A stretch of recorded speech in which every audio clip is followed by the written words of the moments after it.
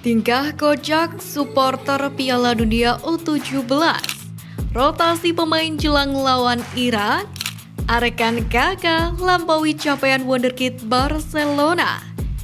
Hai, jumpa lagi di Halo Timnas yang akan menyajikan informasi terupdate mengenai Timnas Indonesia. Simak berita selengkapnya berikut ini.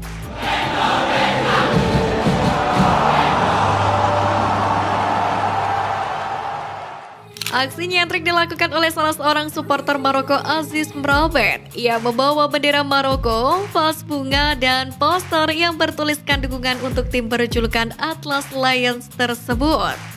Usut punya usut, ternyata vas bunga dan poster dukungan untuk Maroko itu didapatkan Aziz dari hotel tempatnya menginap. Ia mengaku sudah seminggu berada di tanah air. Pada kesempatan ini, Aziz enggan memberikan tekanan berlebihan kepada Maroko, sebab usia para pemain rata-rata masih 17 tahun. Dia pun akan mendukung dengan cara yang positif. Namun menariknya lagi, ia justru mendukung Garuda Asia untuk mengalahkan tim nasional negaranya tersebut. Pria bertubuh gempal dengan cat berbagai warna tampak menarik perhatian di tribun VIP Stadion GBT saat Indonesia melawan Panama. Dia terlihat berdiri ke arah lapangan ketika kedua tim keluar dari lorong ganti. Tak hanya itu, ia juga rela melukis gambar Presiden FIFA Gianni Infantino di bagian perutnya. Sedangkan punggungnya merupakan karikatur dirinya tengah naik sepeda. Dia adalah Katon, warga asal Temanggung, Jawa Tengah, di mana pria 38 tahun itu berangkat menggunakan sepedanya untuk menonton skuad Garuda Asia. Katon menghabiskan 1 minggu di jalan untuk tiba di Surabaya. Nyatanya, hal serupa juga sempat ia lakukan saat mendukung timnas Indonesia saat menjamu Argentina. Supporter Mali terlihat antusias menyaksikan langsung perjuangan tim kesayangan mereka di stadion. Dalam keriuhan dan kemeriahan pertandingan, supporter Mali membuat aksi yang unik. Dalam video yang viral di dunia maya dan diunggah oleh Piala Dunia U17 dan Garuda Superior, supporter Mali berteriak nasi goreng dan mie ayam. Aksi supporter Mali ini pun kemudian menarik perhatian penonton asal Indonesia yang juga menyaksikan pertandingan. Ada pula teriakan nasi iwa yang kemudian disaut enak dari supporter lain.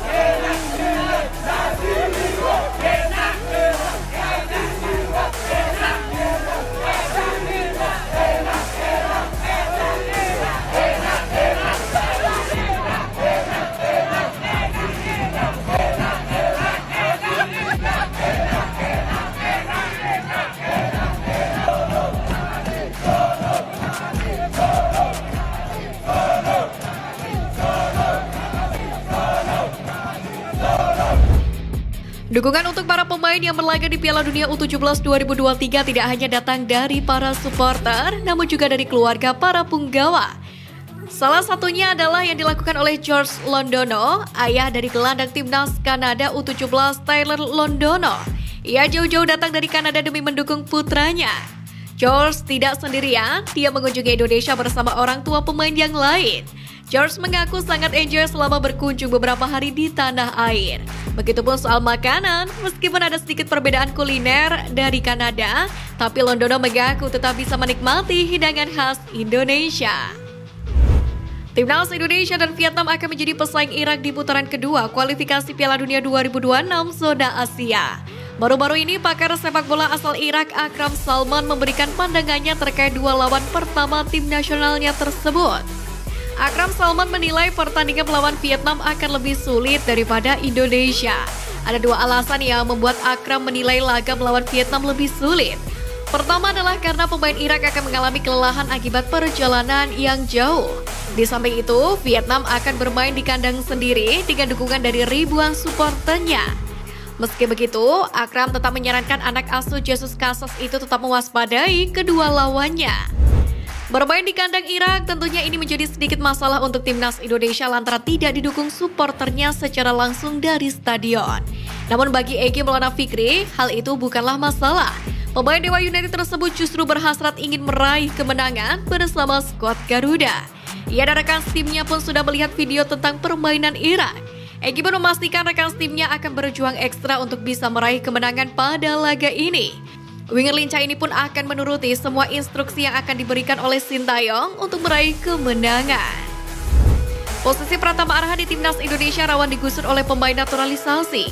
Pasalnya, ex-pemain PSIS Semarang yang kini merumput di Liga Jepang tersebut tidak tampil optimal di laga terakhirnya bersama skuad Garuda. Bahkan Arhan mendapatkan banyak komentar netizen saat pasukan Sintayong melawan Brunei Darussalam pada kualifikasi Piala Dunia ronde pertama kemarin. Perannya kala itu pun digeser oleh pemain naturalisasi Saint Patinama, sebab posisi bermain ex-SC Telstar tersebut sama dengan Arhan. Kini Saint Patinama kembali memperkuat Timnas Indonesia. Menarik ditunggu persaingan di lini belakang skuad Garuda. Asnawi Makwala menjadi salah satu pemain terbaik Indonesia yang saat ini masih abroad. Namun kontraknya bersama klub K-League 2, Jeonnam Dragons akan segera habis pada 31 Desember ini. Gonjang-ganjing nasib Asnawi di Liga Korea sudah menjadi perhatian tersendiri bagi kontestan Liga 1 Persib Bandung. Bahkan rumor yang berkembang menyebut jika Asnawi tengah dipantau Persib, yang mana kabar ini berkembang seiring pengakuan sang pemain. Diwartakan Asnawi akan berkunjung ke Bandung pada Desember mendatang. Kabar tersebut pun semakin menguat setelah Persib ditinggal pemainnya yang berposisi sebagai bek kanan yakni Putu Gede, yang mana hengkang ke Bayangkara FC. Evan Dimas melanjutkan karirnya bersama PSIS Semarang pada putaran kedua Liga 1 musim ini. Hal tersebut pun diungkapkan oleh PSIS Semarang pada Selasa 14 November dengan tajuk bahwa Evan belum habis. Tentunya PSIS Semarang sudah mempelajari bagaimana Evan, termasuk melakukan serangkaian tes medis sebelum disahkan menjadi bagian tim. Usai diperkenalkan, Evan banjir masukan dari beberapa oknum supporter PSIS Semarang. Mereka menilai kondisi Evan kurang ideal karena terlalu kurus. Pemain kelahiran Surabaya, Jawa Timur itu pun diharapkan bisa memperbaiki bentuk tubuhnya agar lebih proporsional saat membela PSIS Semarang.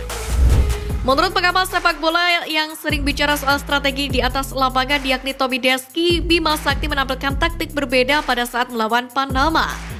Skuad Garuda Asia dinilai lebih kalem saat melawan Panama. Padahal dari pandangan Tommy Deski, Bima Sakti saat menghadapi Ekuador memainkan strategi yang cukup agresif. Namun Tommy tidak ingin berspekulasi apakah itu benar strategi dari Bima Sakti atau bukan. Tapi jika benar, maka sang pengamat memuji Bima dengan taktiknya itu. Skuad Garuda pun menyisakan satu laga penting melawan Maroko.